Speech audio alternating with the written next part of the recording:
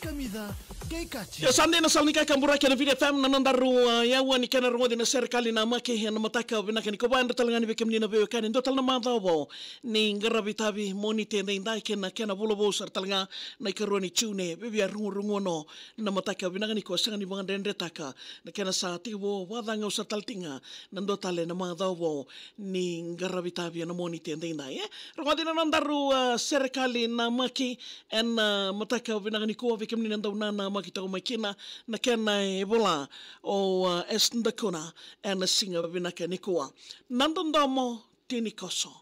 ndondomo e mai tinikoso enda musitiao ngreba meu sereka na kena iwao serikali na makina VTFM FM me vakadangao roda ni talano ni vindo moningo ke nongo itao rua saivan dua rua na embaki e tonga i mailangi kilomani utongo ena teriali na isebuni ngauna ni nondaru bibo ambulataki ena AD Patel College maimba nondaru boli me bawadhi kwa dikebi au me andarumba ube kilayada na edamo ke na nomu bonua be au mo baga madalataka ko rabo bo me na dame ni singa na yatula we diriawa ngone turanga ne tuin rabo alo au mai tete waitaka ririko na elango ni ndaru se boli mbodini na vevo saki me tomani ena taleboni veisinga e tawa dengo na nongo mai sikovi rua saivan dotolo na nomu ndondomo me usama i vikodi talandrono na vevo saki ni ndaru boli vata ki na fomu lima na nongo boli me usaba vata na fomu vitu on daulomani e waka saki tisara ya damu e rombota na utongo ratupeni uwangambada na mona limuliwa ke na taleboni sabaga dangao na verungo dindomo ke na vimo siti e mulodi au na tatandra ni ngauna mendaru na vagamao ni saiko na tangani a undomona inongo senikao wawade ni buli torodake mo ndewa mai kisuwa na rua saivan dua ono isa a undona numa i koranibia mo taura ni dodobi ni ngungu matua e na tambani teitei na musasanga sabaka ibua mosi ni tuwe waki e sanganindo e tarowa ni nondarubi musumusuki samai maudokona na embakindua vitu na mudagadaka satotoka na rara ni wanga buka mainandi na ngarabitabi mosato soya na wakandaru e samai vekilai ni sabai embaki na nondarubi busaki bolimai na imboki ni wawati sa tigebu me sabirimbai me usana maindungudi me isema ni nomu ilalakai na embaki ndua walu sa mauna itubutuba me unala kobi mai ni o tinongu yambaki ruandua rasa mango sana waikandaro ena dhambeti ni nongo vanua na reki ni alongo ni ndaru sana vaudhi vata mendua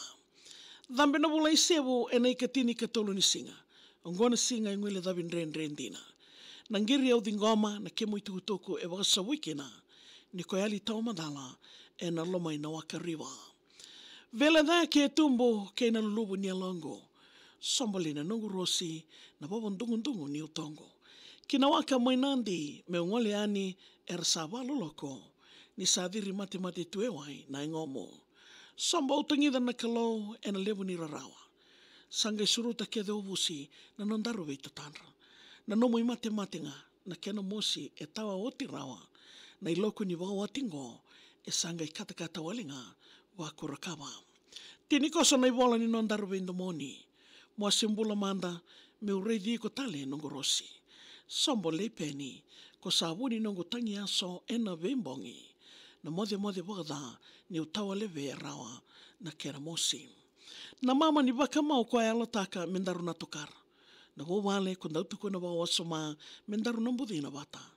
enrebe kede ni nondombula elewanga na turanga wani matango walenga o kanietu mekengo kakana samayoti na ngauna ndaru anda ubaga maringeta ni maitaro wakede ngana no musama ilenga mwasimbula talemanda mendaru mbau taleba mboto ni utongo ena sengani luda sengengera kina nongo banua me usana maidiri asana omba e wotua mekele na nongo mbili daulomani nongo peni na ngauna nga sakemu indivi modere leta maya gisale surigi ya bekemni na bebekani ndo bode tiko mai singo bina kenindai na nondaru serikali mai dingo mi rosar taltingana kena yawa ena nomuni salnika kamburaki na VTFM volana mu serikali gai email takamai via maria@vtfm.com.fj. Ka konio ngule dawa gendau nana makituku mai en salnika kamburaki na VTFM. Moni tikina barang buka be mani diwa. Rau talingani onang gendau sarawat ko yani karwanda en Facebook